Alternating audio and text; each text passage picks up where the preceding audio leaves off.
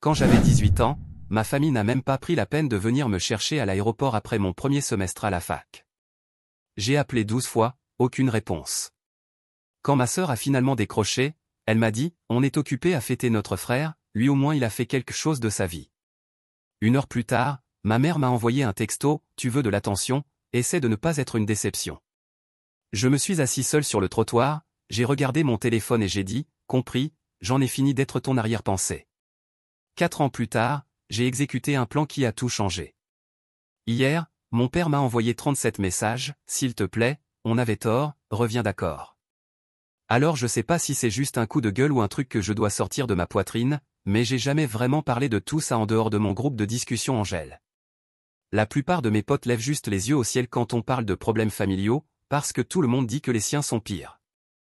Mais ce souvenir continue de tourner dans ma tête, surtout depuis que mon père a fait exploser mon téléphone hier soir littéralement 37 messages, j'ai compté, me suppliant de rentrer. Pas question, lol.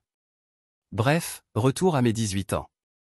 Je venais juste de finir mon premier semestre à la fac. Je me sentais comme si, peut-être, les choses allaient enfin s'améliorer pour moi. J'étais pas un prodige ou quoi que ce soit, j'avais juste réussi à partir. J'avais une petite bourse, rien de fou, mais ça ressemblait à un début.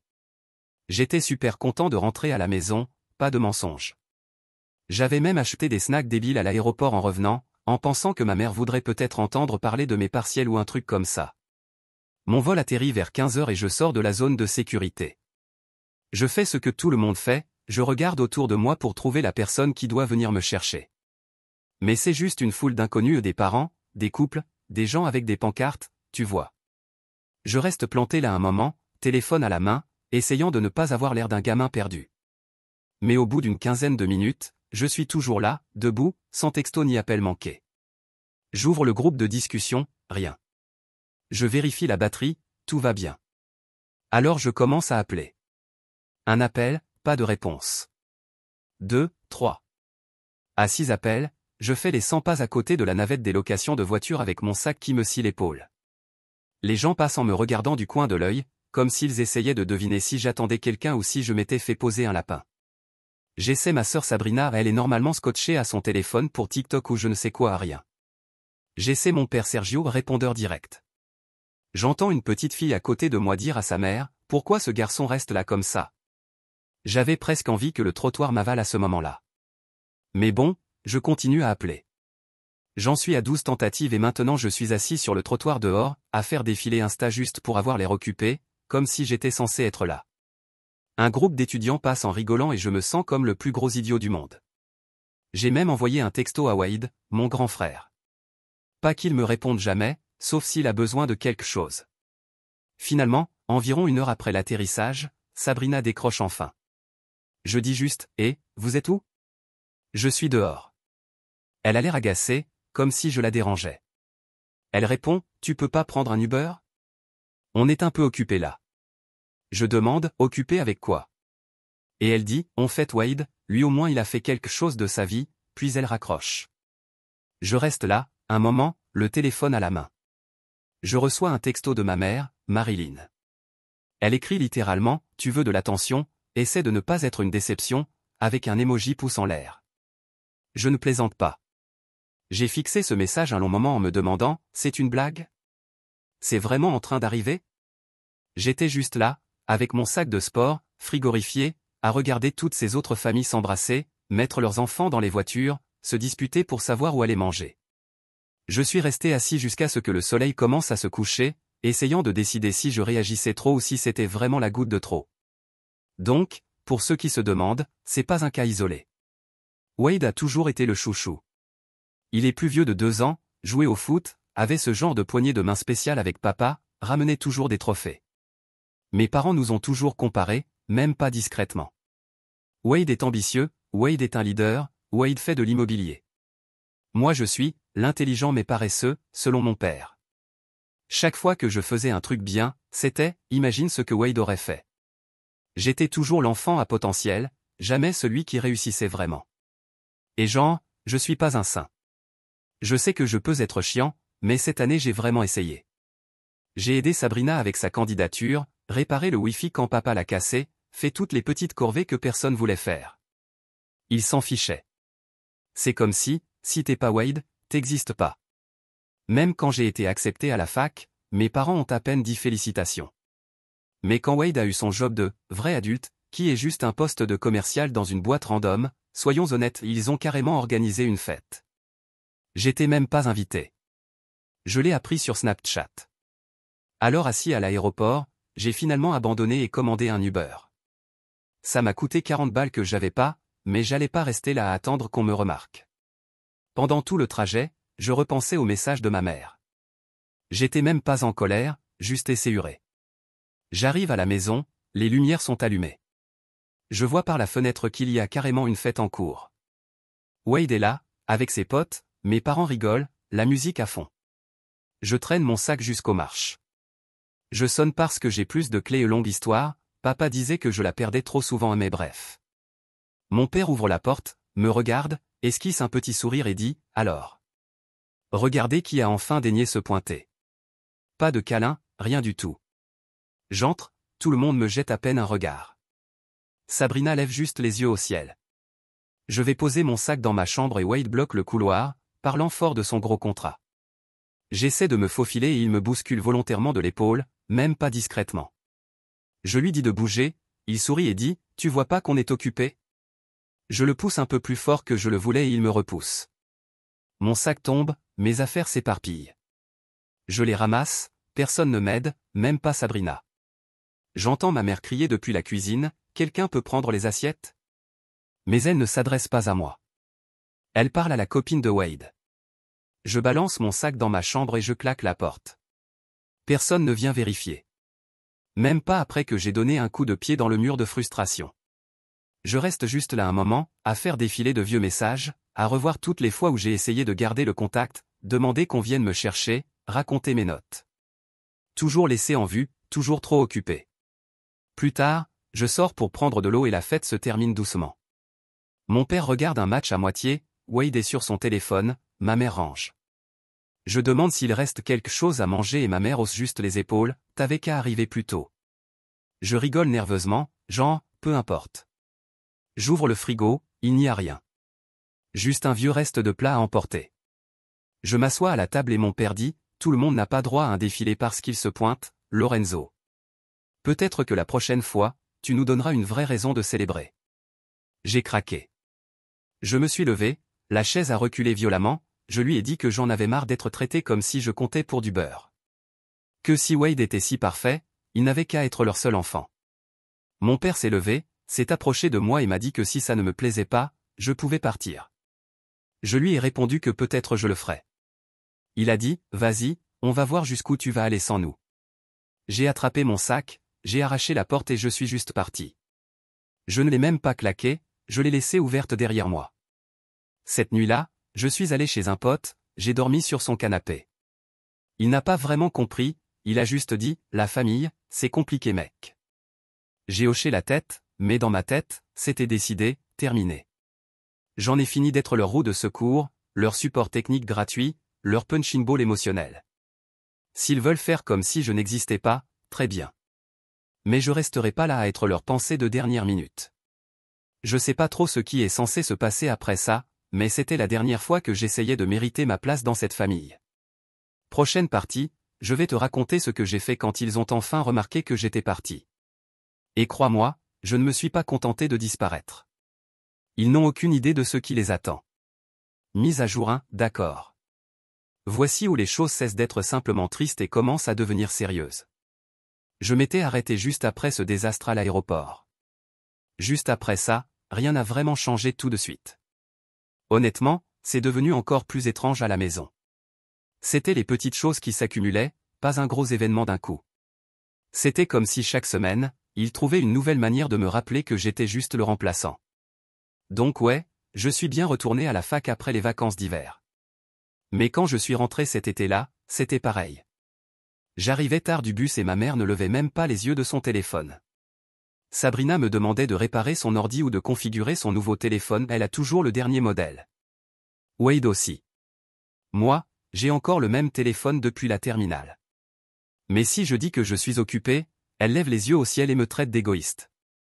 Genre, Je suis littéralement en train de réviser pour les partiels et elle est énervée parce que je veux pas tout lâcher pour régler ses notifications TikTok. Je lui ai dit que si elle continue à claquer ma porte quand elle est en colère, elle n'a qu'à se débrouiller seule avec sa technologie. Elle l'a claqué quand même. Bref. Une nuit, je rentre tard d'une soirée chez un pote, et Wade est assis dans la cuisine avec mon père, en train de parler fort de son nouveau projet. Je prends de l'eau et j'essaie de filer, mais mon père me stoppe vraiment et dit « Tu devrais prendre exemple sur ton frère, lui au moins il fait quelque chose de sa vie. » Genre, devant Wade, comme ça. Wade hausse juste les épaules comme si de rien n'était. Je leur dis que j'ai décroché une bourse pour l'année prochaine, en pensant que ça les intéresserait vu que ça leur fait économiser de l'argent. Mais mon père répond simplement « Les bourses, c'est pour ceux qui n'ont pas accès aux vraies opportunités. » Wade rigole, je quitte juste la pièce. Bref, je commence à passer de moins en moins de temps à la maison. Je suis même plus en colère à ce stade, juste épuisé. Je décroche un petit boulot à mi-temps hors du campus et je dors chez des potes autant que possible. Je commence à faire ma vie de mon côté. Mais la famille me ramène toujours dans leur orbite quand ils ont besoin de quelque chose, réparer un truc, aider Sabrina pour ses dissertations, ou quand le Wi-Fi lâche et que tout le monde panique. Je rentre, je répare le routeur, je repars. À peine un merci, si jamais il y en a un. À un moment, ma mère commence à faire des remarques bizarres sur l'argent. Genre, on n'est pas Crésus, ou, t'es pas le seul à avoir besoin d'aide. Je l'entends se plaindre à mon père du coût des activités de Sabrina. Et là, elle dit, peut-être qu'on pourrait utiliser ce qu'il reste du fonds universitaire de Lorenzo pour elle. Je suis même pas censé être au courant de ça, mais je capte la fin de leur conversation une nuit où je viens chercher de l'eau. Je reste debout dans le couloir, juste à écouter. Mon père dit, il l'utilise à peine de toute façon, autant que ça serve à quelqu'un qui va réussir dans la vie. Je reste là, gêné, à moitié prêt à débarquer dans la pièce, mais en même temps, à quoi bon? Ils ont toujours été comme ça. Sabrina n'est pas idiote, elle sait qu'elle peut tout se permettre parce que c'est la seule fille et la petite dernière. Elle commence à prendre mes affaires sans demander, puis agit comme si c'était pas grave. Je lui dis d'arrêter, elle hausse les épaules et dit, c'est pas comme si tu les utilisais. Je reprends mes affaires, elle me tape le bras. Je la repousse, elle crie pour appeler maman. Et ma mère dit juste, les garçons doivent pas embêter les filles. Je repars de la maison. Pendant tout ce temps, Wade continue sa vie, joue les chefs de famille. Mes parents adorent ça. Il aide même pas, il se contente de dire aux autres quoi faire. Sa voiture tombe en panne, mon père fait tout un cinéma sur combien Wade est responsable de gérer ça. Mais c'est moi qu'on force à l'emmener chercher la pièce. Je dis non. Mon père se colle à moi, dit, c'est ça, la famille. Je lui réponds, t'as qu'à demander à Sabrina. Il me pousse, je le repousse, il frappe le mur juste à côté de ma tête et quitte la pièce furieux. Je repars encore une fois. Donc ouais, je commence à noter absolument tout ce que je fais. Chaque fois que je répare un truc. Chaque fois que j'aide Sabrina pour l'école. Chaque fois que je couvre une facture parce que quelqu'un a oublié. Tout va dans mes notes. Je sais même pas pourquoi j'ai commencé à faire ça. Juste, j'avais besoin de preuves. Que j'étais pas ce bon à rien qu'ils prétendent. Je garde aussi les tickets de caisse. Au cas où ils diraient un jour que j'ai jamais rien payé. Je suppose que je deviens mesquin. Mais j'en ai tellement marre que tout le monde agisse comme si je vivais à leur crochet. Le vrai point de rupture, c'était la remise des diplômes. Je comptais même pas y aller. Mais mes potes m'ont motivé, alors je me suis dit, tant pis, je le fais pour les photos. J'ai dit à ma famille la date, l'heure, tout. J'ai même envoyé un message dans le groupe familial la semaine même, pour qu'il n'ait aucune excuse. Le jour J, j'attends dehors après la cérémonie, et pas un seul d'entre eux ne se pointe. J'appelle Sabrina, rien. Je texte ma mère, elle répond, désolé, Wade avait besoin de la voiture pour quelque chose d'important. Je demande, qu'est-ce qui peut être plus important que ma remise de diplôme? Elle dit, t'es pas le seul à avoir un avenir dans cette famille. Je raccroche. Je retourne à mon appart et je reste assis là. Je relis mes notes, tout ce que j'ai fait pour eux. Et je décide que j'en ai fini d'être leur plan de secours. J'ouvre mon appli bancaire et je réalise que je couvre des factures aléatoires depuis des mois Spotify, forfait téléphonique. Même certaines livraisons que je n'ai jamais commandées. J'en parle à mon coloc, il me dit juste, mec, tu devrais leur facturer tout ça. Je rigole, mais puis je le fais vraiment. J'envoie un message dans le groupe familial et je dis, à partir de maintenant, je facture mon temps. Personne ne répond, sauf Sabrina. Elle dit, t'es tellement dramatique, personne s'en soucie. Alors j'arrête d'aider. Le Wi-Fi tombe en panne, je réponds pas. L'ordi de Sabrina plante, je dis juste, je sais pas, peut-être que Wade peut réparer. Le Facebook de ma mère se fait pirater, je hausse les épaules. Je les entends se plaindre de moi aux autres membres de la famille, dire que je suis paresseux et ingrat. Ma tante m'écrit, elle dit, ta mère est vraiment stressée, tu pourrais peut-être aider un peu plus. Je lui raconte ce qui se passe vraiment, je lui envoie des captures d'écran de moi en train de payer les factures, d'aider Sabrina, tout. Elle répond juste avec un pouce en l'air.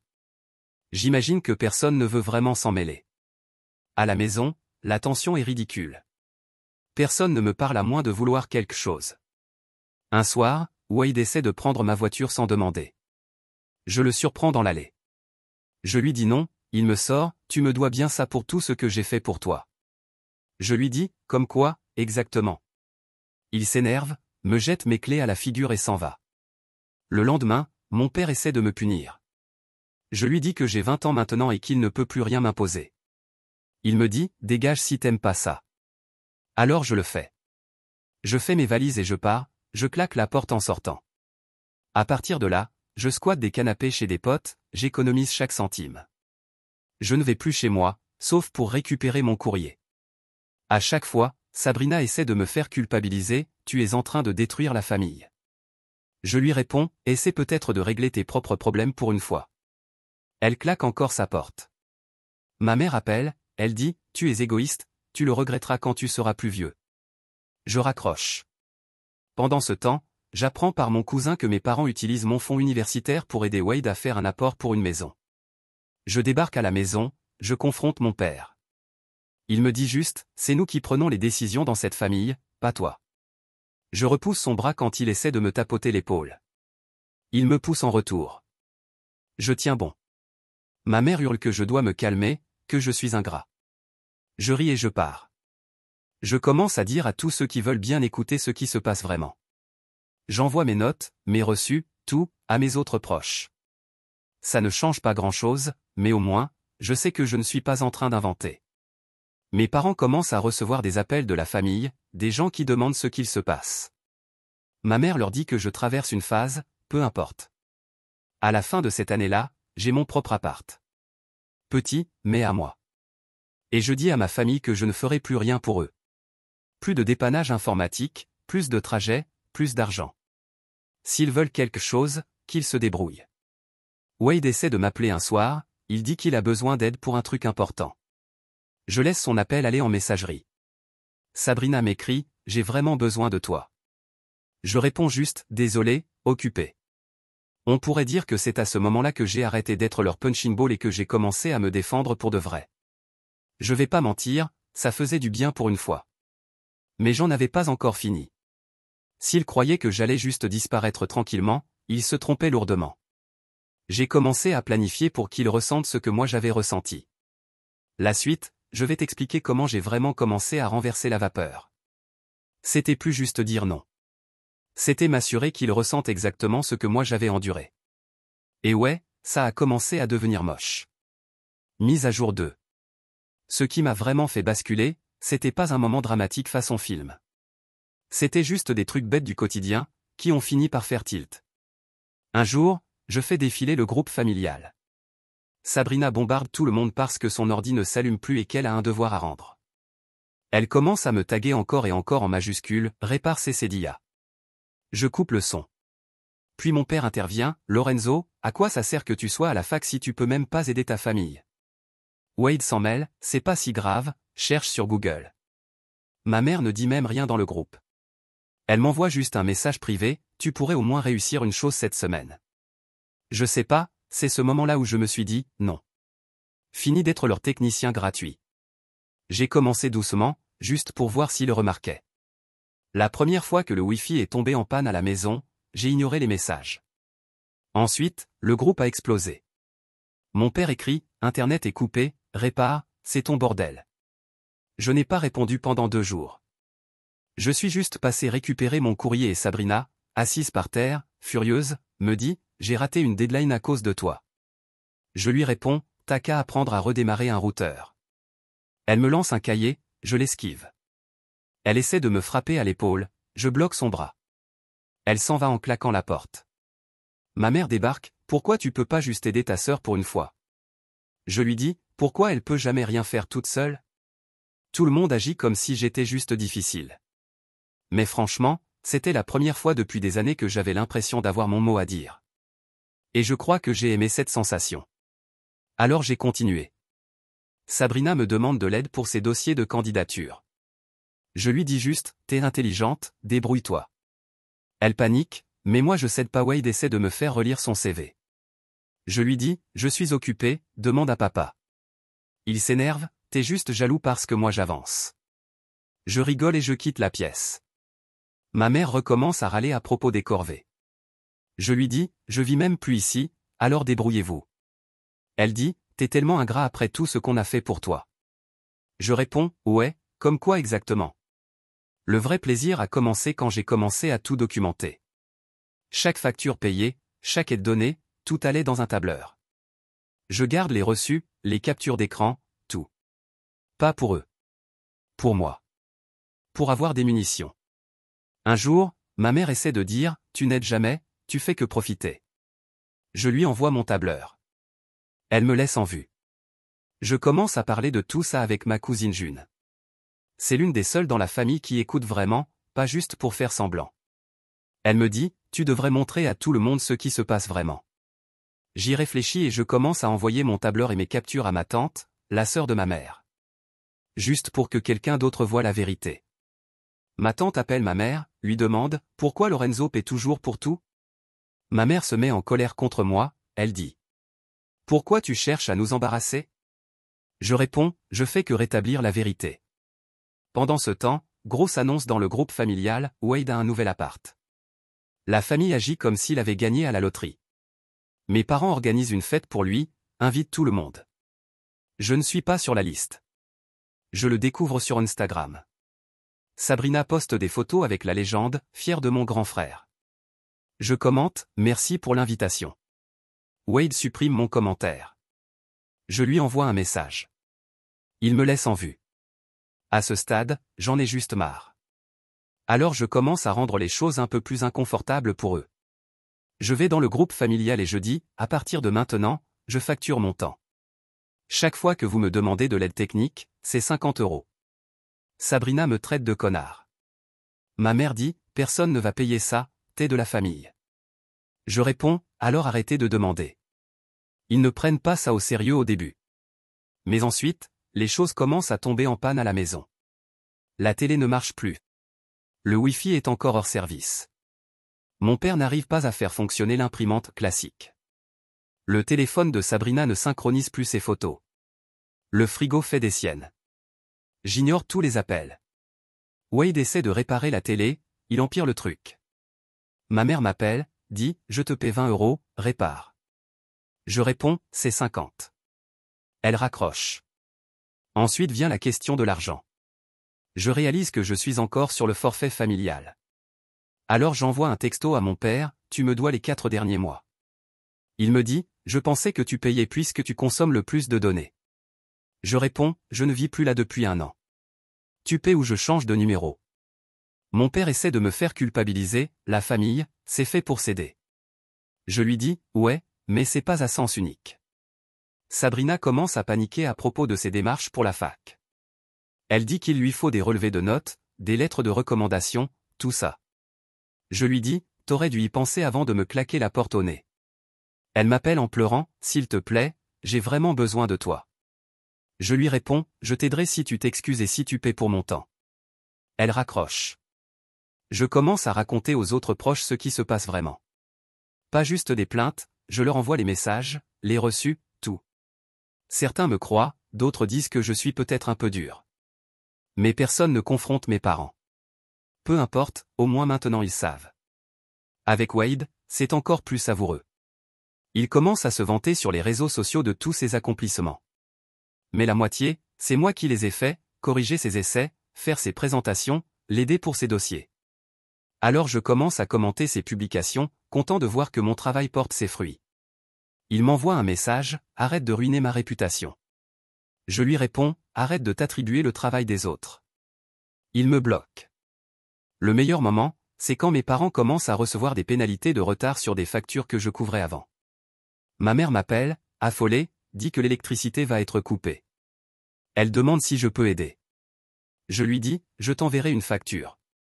Elle raccroche violemment, je l'ai entendu. Mon père m'écrit, tu deviens ridicule, c'est ta famille. Je laisse le message sans réponse. June, ma cousine, me dit que mes parents se disputent à cause de moi maintenant. Ils disent que je détruis la famille, que j'ai changé, que je suis devenu méchant. June dit juste, peut-être qu'ils auraient dû mieux te traiter. Je rigole. Alors je deviens vraiment mesquin. Je passe en revue tous les comptes partagés où je suis inscrit.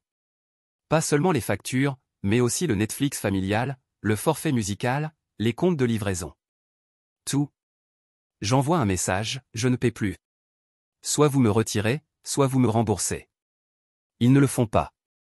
Alors je change tous mes mots de passe, je supprime mes infos, je crée mes propres comptes. Sabrina pète un câble, t'as ruiné la soirée film.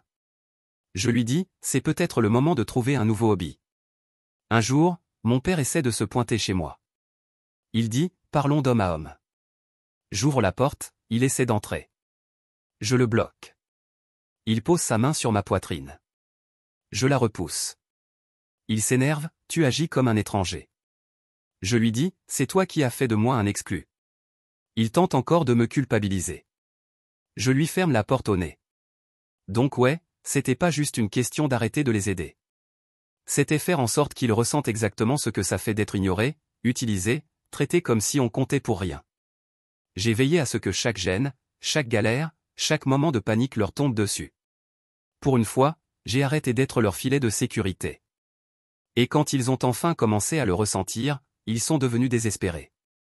La prochaine partie, c'est là où ça passe de mesquin à sérieux. Je parle de vraies conséquences. Pas juste de l'inconfort. Je vais expliquer comment j'ai fait en sorte qu'ils ne puissent plus jamais compter sur moi. Et comment ça les a touchés bien plus fort que n'importe quelle dispute ou porte claquée. Dernière mise à jour. J'ai toujours pensé que les gros drames familiaux, c'était réservé aux coups de gueule sur TikTok ou aux story times bordéliques. Mais sans mentir, parfois, la vraie vie Y embarque. Cette partie, c'était jamais juste moi qui coupe les ponts pour faire comme s'ils n'existaient plus. Ce n'était pas juste une question de couper les ponts. C'était s'assurer qu'ils ressentent pleinement le chaos qu'ils avaient créé et financièrement, émotionnellement, tout. Et honnêtement, ils ont mérité chaque seconde. Le plus étrange, c'est à quel point tout avait l'air normal vu de l'extérieur, même pendant que tout ça se passait. Je voyais les stories Insta de Sabrina, elle faisait semblant d'être une influenceuse, postait des vieilles photos de vacances, faisait croire que tout était parfait. Wade continuait à frimer sur Facebook avec ses prétendus succès, se vantait de ses connexions. Mes parents prenaient encore ces selfies de couple ultra gênants, comme si la famille était soudée. Mais le groupe familial, c'était juste du chaos pur. Chaque semaine, quelqu'un était en colère. Les factures n'étaient pas payées, le Wi-Fi ne marchait pas, personne ne savait faire des trucs de base. Moi, je regardais tout ça brûler. Le premier vrai choc pour eux est arrivé quand la période d'aide financière pour les études a commencé. Ma mère m'appelle et dit, tu dois nous inscrire comme soutien familial dans tes formulaires, sinon ça va gâcher les aides de Sabrina. Je dis, je vais mettre que je reçois 0 aide familiale. Vous ne m'aidez pas, alors pourquoi je vous aiderais? Elle s'énerve, tu ruines l'avenir de ta sœur. Je réponds, t'aurais dû y penser avant de vider mon fonds universitaire pour l'apport de Wade. Elle raccroche, puis me rappelle en criant. Je coupe le son. Mon père m'appelle plus tard dans la semaine. Il essaie la voix calme et faussement posée, soyons raisonnables, tu veux pas compliquer les choses pour la famille. Je lui dis, vous n'avez jamais pensé à me faciliter les choses à moi, alors commencez pas maintenant. Il tente de me faire culpabiliser, tu es en train de nous briser. Je dis, non, je fais juste plus le ménage après vous. Il me dit de grandir, je raccroche. Sabrina tente de s'infiltrer, toute douce, j'ai vraiment besoin d'aide pour mes formulaires de stage, s'il te plaît, je te rembourserai. Je dis, tu me dois encore pour toutes les dissertations que j'ai écrites. Elle dit, c'est pas pareil, t'es mon frère. Je réponds, plus maintenant. Elle m'envoie un emoji qui pleure, puis me bloque pendant une semaine. Le plus drôle, c'est Wade. Il commence à m'envoyer des messages de nulle part, j'ai besoin de ton aide pour une lettre de référence, c'est important, foire pas ça pour moi. Je lui envoie une capture de tous les messages où il m'a demandé de l'aide et où il ne m'a jamais remboursé. Il dit, t'es puéril. Je dis, débrouille-toi tout seul, champion. Il s'énerve, me traite de loser égoïste, puis essaie encore de me culpabiliser, la famille s'entraide. Je réponds, c'est ce que t'as dit quand t'as pris mon fonds universitaire, non? Il me laisse en vue. Alors je fais le truc qui les touche vraiment. J'envoie un gros email de groupe à tout le monde, mes parents, Wade, Sabrina, ma tante, même quelques cousins qui m'ont toujours vu comme trop sensible. Je balance tout. Les reçus, les montants, les captures d'écran. Je dis, pendant 4 ans, j'ai été le plan de secours, l'invisible, le type qui répare tout et ne reçoit rien. Je dis, j'ai fini. Ne me demandez plus rien. N'appelez pas, ne textez pas à moins d'être prêt à me rembourser chaque centime, chaque service. Tout. Je mets tout le monde en copie pour qu'il n'y ait aucune déformation possible. Ma mère essaie d'appeler. Je ne réponds pas. Ma tante m'écrit, waouh, je ne savais pas que c'était comme ça. Je réponds, maintenant tu sais. Les conséquences sont folles. La bourse de Sabrina est retardée parce qu'elle n'arrive pas à remplir correctement les papiers. Elle m'écrit, j'espère que t'es content, je risque de perdre ma place. Je lui réponds, profite de ce temps pour apprendre à faire les choses toi-même. Elle me bloque encore. Le travail de Wade commence à poser des questions parce que quelqu'un des ressources humaines appelle pour vérifier les projets partagés. Et je ne soutiens pas ces histoires. Je ne mens pas, je dis juste que j'ai fait ma part, pas la sienne. Il m'appelle en hurlant. Je ne réponds pas. June me dit que Wade a raté une promotion parce que ses références ne concordaient pas. Mes parents commencent à se faire rattraper par les pénalités de retard, des soucis fiscaux, des factures qui s'accumulent. Ma mère m'envoie un texto, on n'avait jamais réalisé tout ce que tu faisais. Je ne réponds pas. Mon père essaie de débarquer à mon appart, je plaisante pas, il cogne à la porte. J'ouvre à peine, il essaie d'entrer. Je le repousse, c'est pas chez toi ici. Il dit, tu peux pas juste nous couper comme ça, on est une famille. Je lui réponds, t'as fait ton choix quand vous m'avez laissé seul à l'aéroport. Il essaie de me frapper au bras. Je bloque, je ferme la porte. Le coup de grâce, c'est quand la famille élargie se retourne contre eux. Ma tante confronte ma mère dans le groupe familial, tu as traité Lorenzo comme une merde, tu t'attendais à quoi? Ma mère quitte le groupe. Sabrina poste des trucs critiques sur les gens faux. Wade ne poste plus rien pendant 1 mois. Et maintenant, ce n'est même plus une question d'argent. C'est qu'ils doivent vivre avec ce qu'ils ont fait. Chaque fois qu'ils doivent gérer un truc eux-mêmes, chaque facture en retard, chaque deadline que Sabrina rate, chaque fois que Wade doit vraiment travailler, ils se souviennent de celui qui faisait tourner leur vie.